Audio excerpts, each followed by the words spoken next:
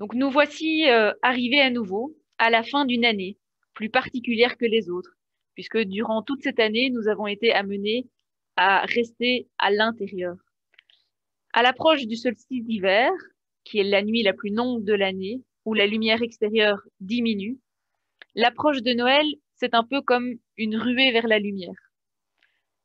Les villes s'illuminent de mille feux, les guirlandes de lumière parent les rues sombres, les magasins miment une caricature de paradis, fait d'excès de lumière, de musique angélique, de cadeaux multicolores, de gastronomie élitiste, de culture de l'inutile.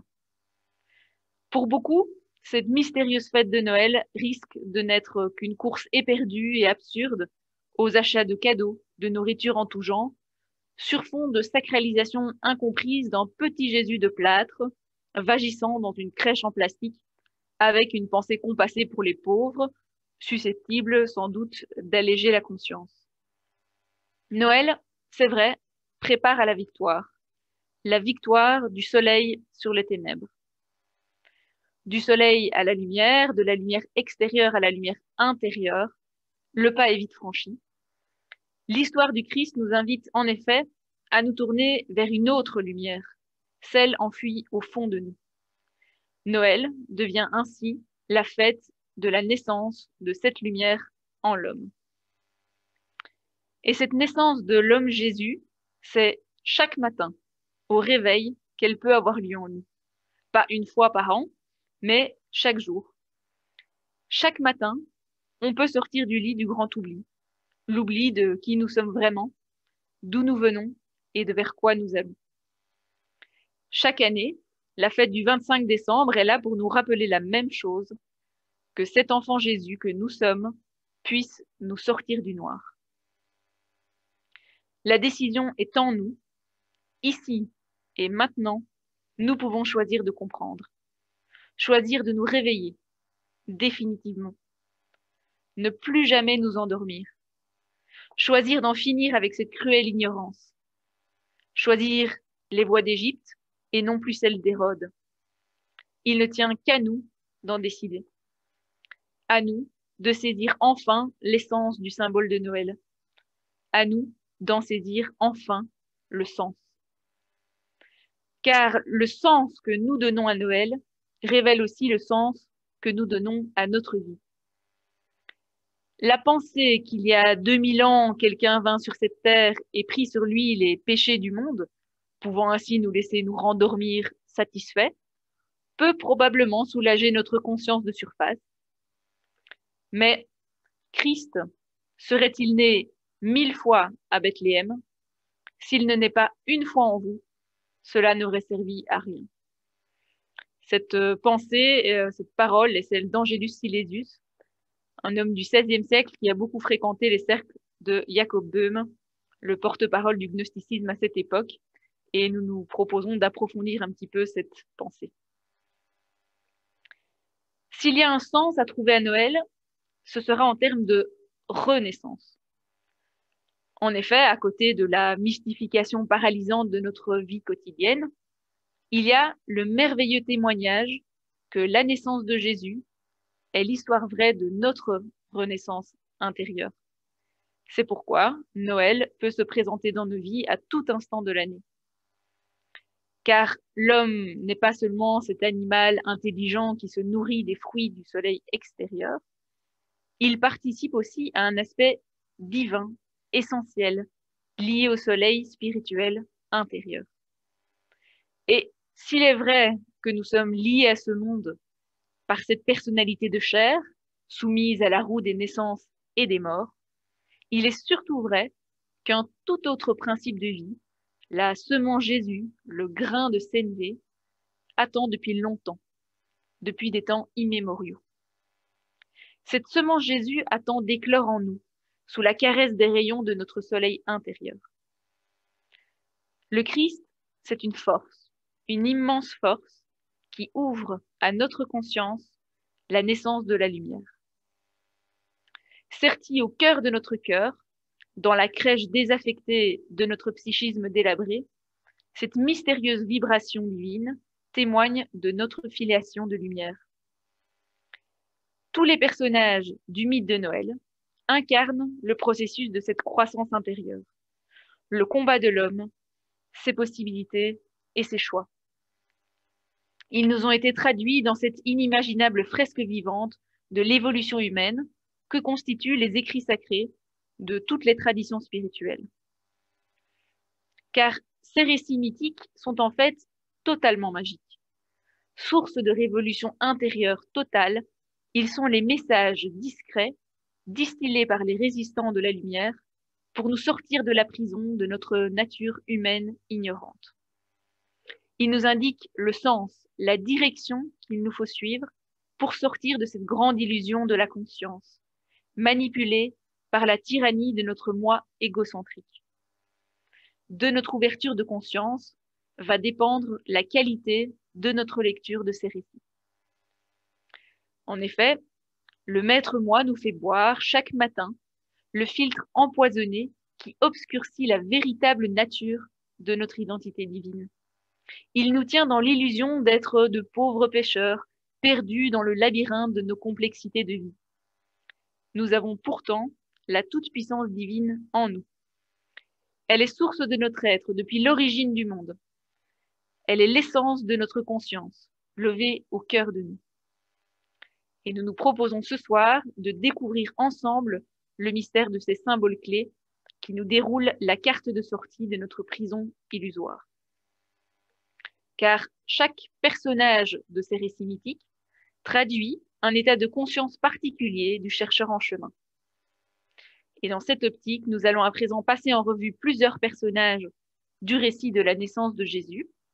Cette histoire qui a eu lieu dans le monde il y a plus de 2000 ans, nous allons essayer de la replacer maintenant dans notre petit monde intérieur. Les premiers personnages sont Élisabeth et Zacharie. Pour rappel, Élisabeth est une femme âgée, cousine de Marie, épouse du prêtre Zacharie. Ce couple d'un âge avancé n'a jamais pu avoir d'enfant. L'ange Gabriel leur annonce un jour la naissance d'un fils, le futur prophète Jean.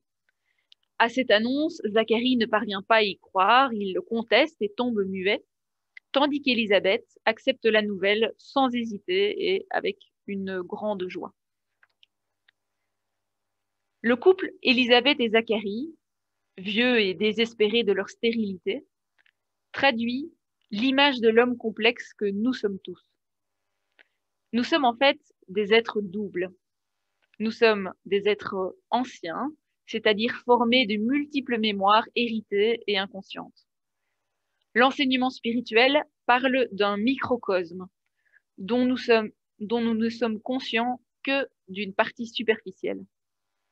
Nous sommes à la fois enracinés dans l'exigence de cette terre et tout à la fois héritiers endormis d'une force divine oubliée.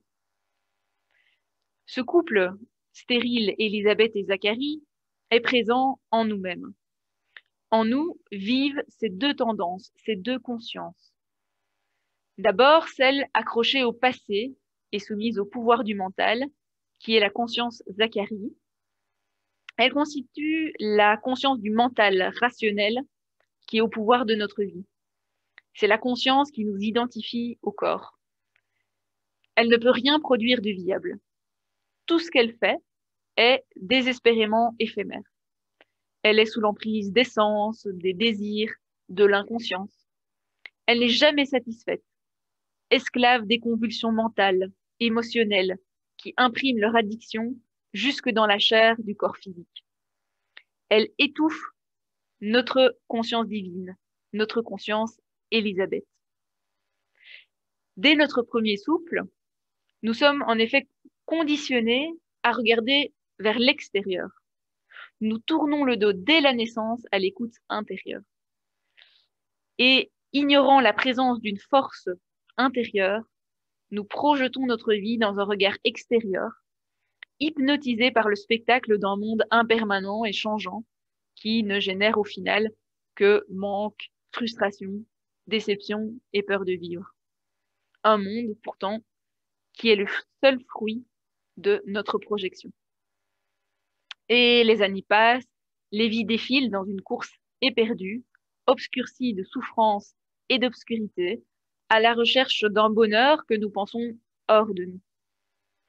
Jusqu'à ce jour magique et majeur, différent pour chacun d'entre nous, où, au détour d'une ultime déception, dans un lâcher-prise soudain, monte cette prise de conscience du plus profond de nous que tout est vanité et rien que vanité. Une percée magique qui trouve le chemin du cœur et fait jaillir cette vibration de ressouvenance de notre nature divine oubliée. Cette ressouvenance, c'est la voix de l'ange Gabriel qui apparaît à Élisabeth.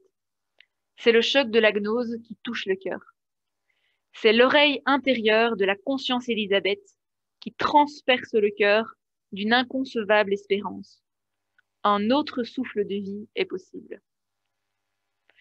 Ce frémissement, ce nouvel état de conscience ne peut bien entendu pas être compris par la raison ordinaire de notre conscience Zacharie. Celle-ci est enfermée dans le labyrinthe du mental et elle ne peut que douter qu'une nouvelle vie puisse prendre naissance en soi. C'est pourquoi la raison doit se taire et cet appel de l'ange ne peut être entendu et vécu en premier que par le cœur. Élisabeth traduit donc en nous cette acceptation du cœur qui doit prendre le pas sur Zacharie, la pensée raisonnable, sceptique, qui croit tout savoir et qui refuse qu'un miracle s'installe dans le vieux conditionnement de sa vie. Zacharie doit donc tomber muet le temps que la conscience du cœur, Élisabeth, puisse entendre et accepter le miracle d'une nouvelle conscience dans le temple complexe du corps. La raison doit se taire pour entendre la voix du cœur. Cette première vibration de la semence divine intérieure dans ce couple pourtant stérile est vitale et essentielle pour la révolution intérieure et donne naissance à l'éveil de la conscience Jean. Alors interprétons à présent ce personnage que nous venons d'évoquer, Jean le Baptiste. Fils d'Élisabeth et Zacharie, il a annoncé la venue de Jésus et l'a baptisé sur les bords du Jourdain. Mais il s'est attiré la colère d'Hérode qui l'a mis à mort. Alors que symbolise ce personnage de Jean si on le transpose en nous? La conscience Jean naît au cœur de notre vieille conscience Élisabeth-Zacharie. C'est lui, le précurseur, qui va rendre droit les chemins pour la venue du Seigneur. C'est la conscience du chercheur de vérité qui entame sa mission, nettoyer le terrain pour la venue du divin.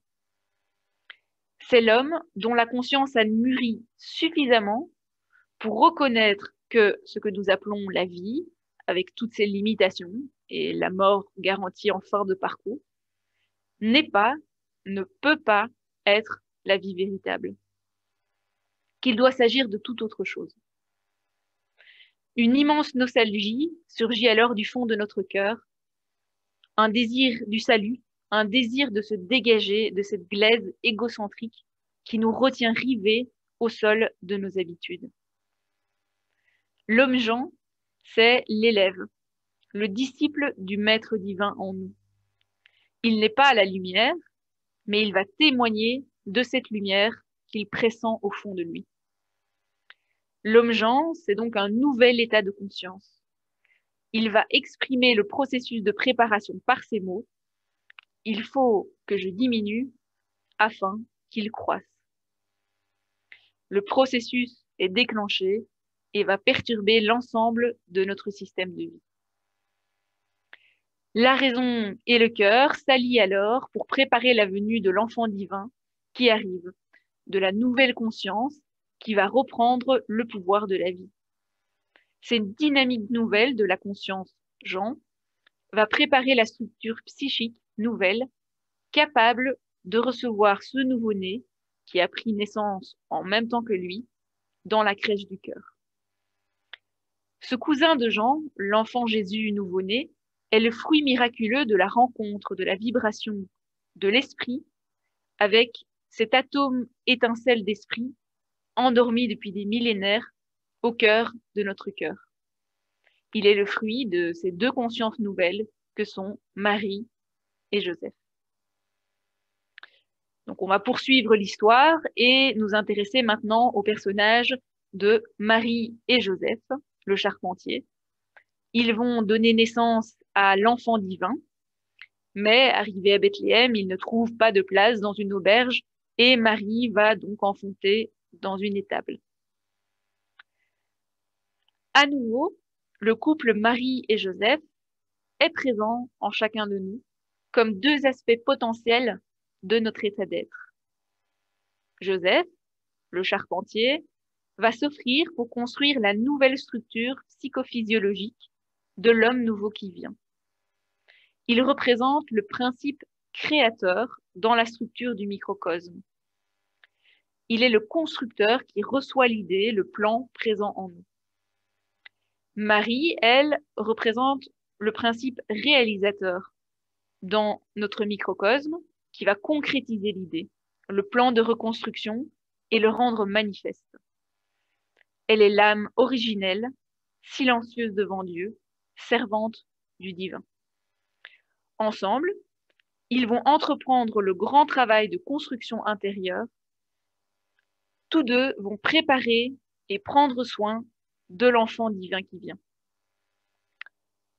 Quand ils arrivent à Bethléem, il n'y a plus de place pour eux dans l'auberge. Cette auberge, c'est celle de notre constitution psychophysiologique, qui affiche complet. Elle est remplie par la cacophonie de nos désirs, imbus d'elle-même, calfeutrée derrière les paravents de l'ignorance. Il n'y a pas de place libre dans ce brouillard d'inconscience qui ne peut reconnaître la lumière naissante.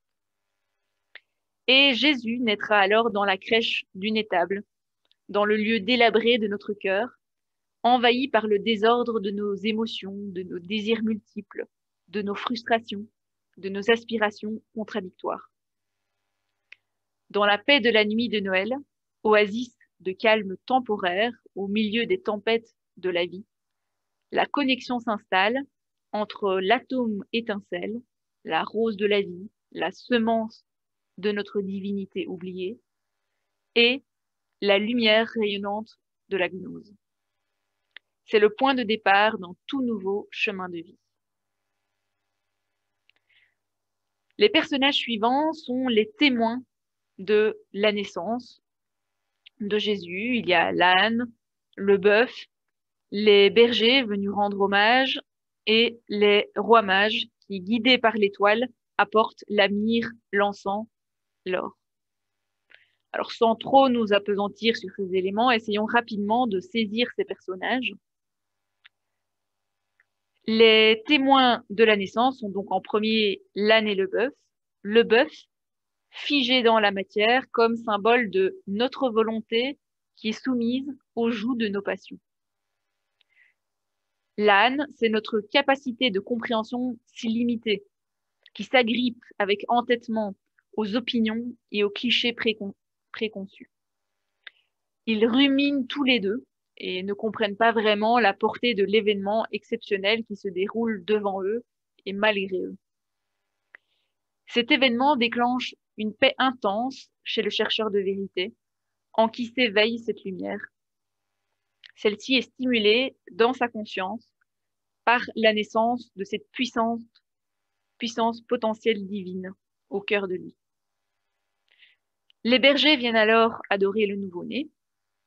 Ces personnages soulignent l'importance accordée à la simplicité et à la confiance qu'une aspiration sincère en notre pouvoir intérieur suffit pour déclencher le processus de notre transformation intérieure.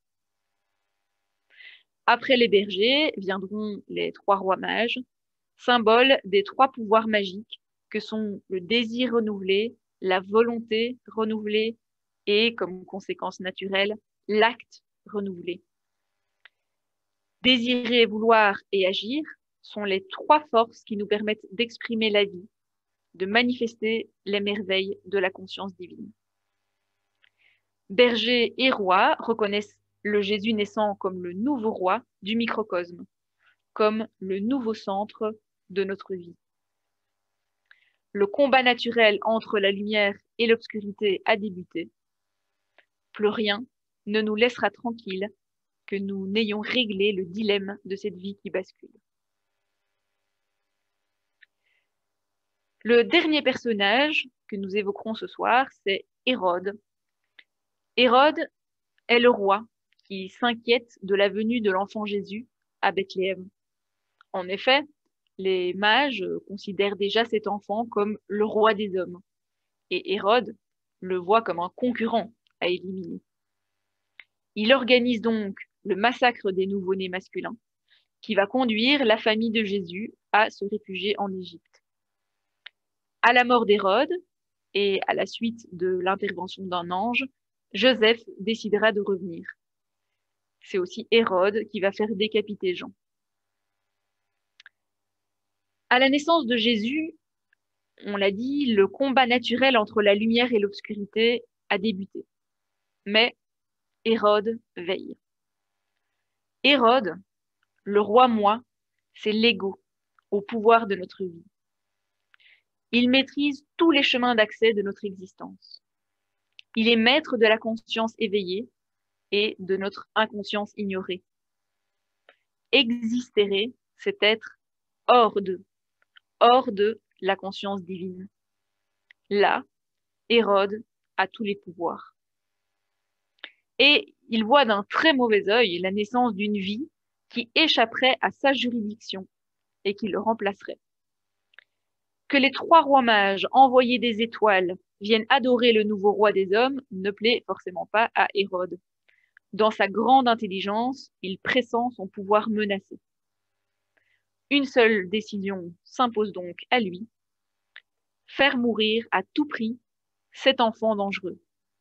Et ses moyens sont immenses. Il est maître de notre vie. L'ego est le tyran au pouvoir. Il manipule tous ses ministres exécutifs, les désirs, sentiments, la volonté et les actes. Tout est sous sa juridiction. Tout mettre en œuvre pour étouffer cette nouvelle conscience naissante, supprimer l'enfant Jésus, le mettre à mort dès que possible, tant que sa résistance est faible et son pouvoir discret. La peur d'Hérode est donc une preuve irréfutable de la puissance qui vient de naître, car la puissance divine est sans limite. Et quand l'aurore pointe, les ténèbres ne peuvent plus rien, sauf gagner du temps, reculer l'échéance de l'émergence de la lumière totale, en fermant les portes et les rideaux pour cacher la lumière montante. Un ange du Seigneur prévient Joseph des intentions d'Hérode, et aussitôt dans la nuit, Marie et Joseph s'enfuient en Égypte avec l'enfant nouveau-né. C'est la marque de la fraternité de la lumière qui démontre que quand l'élève est prêt, le maître est là. Le chercheur de vérité ne peut rien s'il reste seul. La puissance d'enracinement de notre égocentricité est trop puissante pour se laisser désarçonner par la percée de lumière encore discrète et fragile. Il faut donc s'ouvrir en humilité totale à cette voie intérieure et fuir en Égypte pour que grandisse l'enfant sous la chaleur de Ra, le soleil de notre être. C'est là que les écoles de conscience apparaissent. Elles furent toujours présentes, hier et aujourd'hui, au service de la fraternité spirituelle. Il faut offrir à la conscience naissante un champ de paix et de silence, un champ de force où puisse grandir cette nouvelle conscience, à l'abri des dictats de notre pensée égocentrique. Ambassadrices de la pure conscience, ces écoles constituent les serres où germent les semences Jésus sous le rayonnement de la lumière divine. C'est le lieu où vibre la conscience de l'être, au-delà de la pensée conceptuelle, au-delà de la pensée « je », qui va s'approprier scandaleusement la vie qu'elle dirige. Nourrie de la force d'amour de la gnose, avec l'aide de ce véritable corps vivant des écoles spirituelles, l'enfant Jésus, symbole de notre germe de conscience divine en croissance, va grandir jusqu'à la maturité de l'âme nouvelle, jusqu'à ce moment où il pourra paraître au grand jour, en totale autonomie, ayant assez de force pour prendre la direction du processus de retour à la maison du Père.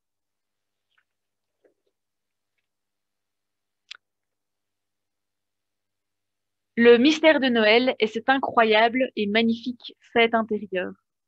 C'est la fête du phénix, cet oiseau de légende, présent en chacun et qui n'attend que notre adhésion pour renaître de ses cendres. Il renaît de cette mort mystique qui redonne vie à l'âme et à l'esprit, de cette mort intérieure qui fait dépérir la mauvaise herbe de notre psyché, afin que jaillisse en nous la nouvelle rose de Noël, fleur de l'esprit éternel. C'est là tout le symbolisme du tombeau trouvé vide, vide du principe égocentrique totalement dissous. Noël est le point de départ de notre révolution intérieure, le début du voyage éternel vers notre destinée divine. Le voyage de la transformation de l'homme Jean en homme Jésus et de l'homme Jésus en homme Christ.